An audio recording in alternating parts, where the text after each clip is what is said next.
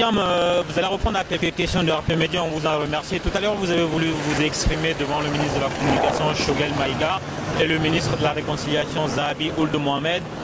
Il y a eu un peu d'échauffourée. Nous vous donnons la possibilité de terminer ce que vous êtes en train de dire pour les spectateurs de RP Média. Oui, je vous remercie parce que c'est ce qu'on dit toujours, que pour cet accord-là, les Maliens, dans leur intégralité, n'ont pas eu accès à ces documents. Ce document est composé de 9 titres et 73 articles. Dites-moi combien de Maliens ont eu le temps de lire ces documents-là pour comprendre.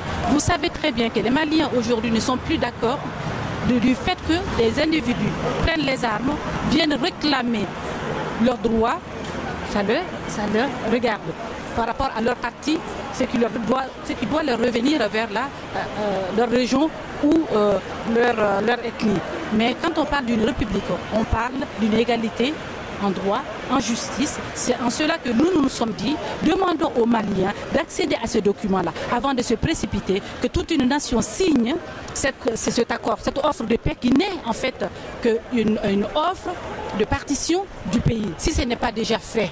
Et que la communauté internationale a le droit de tordre la main du Mali pour vouloir le signer. Mais est-ce que les citoyens maliens ont le droit de refuser ou pas? Telle est la question aujourd'hui. Parce qu'on va supplier un petit groupe d'hommes armés, des trafiquants de drogue et autres, au nom d'une défense d'une communauté données ou d'un territoire donné, alors que la souffrance touche à toute la nation malienne, d'Arawan à Kaï, en passant par toutes les régions inimaginables.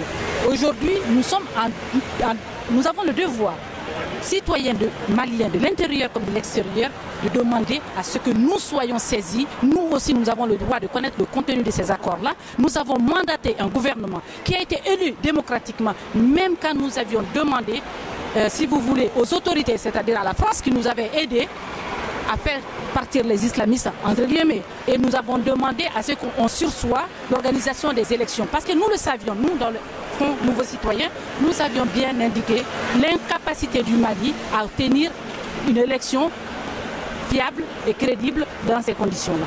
Nous sommes en plein dedans aujourd'hui.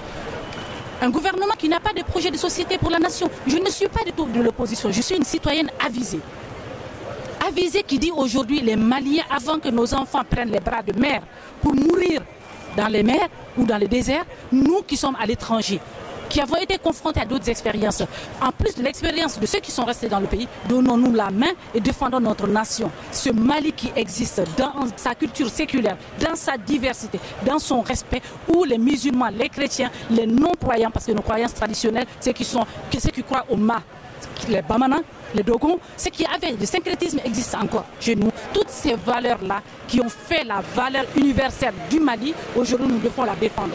Nous devons la défendre au nom de cette unité, de cette indivisibilité de notre nation et de la grandeur de ce pays qu'est le Mali. Nous ne pouvons pas laisser des groupuscules dont la communauté internationale court après pendant que la masse, plus de 15 millions de Maliens, de l'intérieur comme de l'extérieur, souffrent pour le Mali, pour que le Mali soit apaisé. On ne peut pas livrer le Mali aux ennemis de cette manière-là. Donc, Maliens de l'étranger, Maliens de l'extérieur, comme on le dit, Maliens de Kaï, de Kidal, de Gao, de Tombouctou, de Sigasso, d'où qu'ils se trouvent, levons-nous comme un seul homme ou comme une seule femme et défendons notre patrie. Si nous ne le faisons pas, personne ne le fera.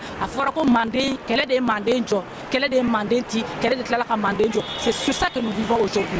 Donc, il y a des gens qui prétendent être les descendants de ces braves gens-là, qui ont défendu le Mali, eh bien, qu'ils suivent les traces de ça. Je répète encore une fois, je ne suis pas une femme de l'opposition. Je ne suis d'aucun parti politique. Je suis une citoyenne avisée qui refuse ce qu'on veut nous faire subir. Merci beaucoup. Merci en tout cas si vous avez pu exprimer ce que vous auriez aimé exprimer devant le ministre. Si vous l'avez fait là, rassurez-vous, il aura accès au contenu de vos propos. Ce que je voudrais juste ajouter, est-ce que vous trouvez normal, c'est pour cela que j'ai pris la salle en témoin, c'est-à-dire ces Maliens-là, est-ce que vous trouvez normal qu'une mouvance présidentielle ou que des représentants de l'État sur le dernier public disent nous sommes venus rencontrer la diaspora dans une petite salle où on n'a que quelques heures pour pouvoir échanger entre nous? Ça aussi, demain, normalement, nous recevons le ministre de la Communication en interview, donc on aura l'occasion de lui poser la question. Pourquoi les Maliens de part et d'autre, ils sont ici, on est combien de millions?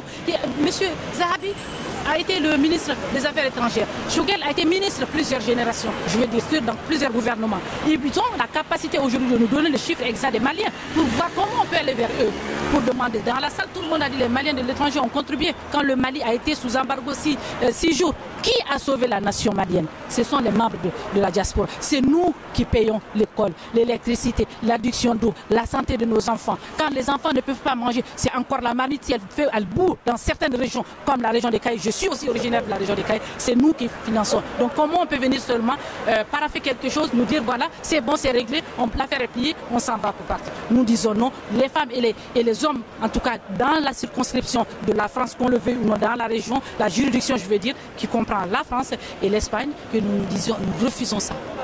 Nous sommes debout aujourd'hui. Depuis 2011, nous sommes debout. Nous continuons jusqu'à ce que le Mali soit apaisé et réconcilié avec nous. Merci Marianne Tam, merci au FNC dont vous faites partie. Si vous souhaitez pas passer sur la chaîne de Caille.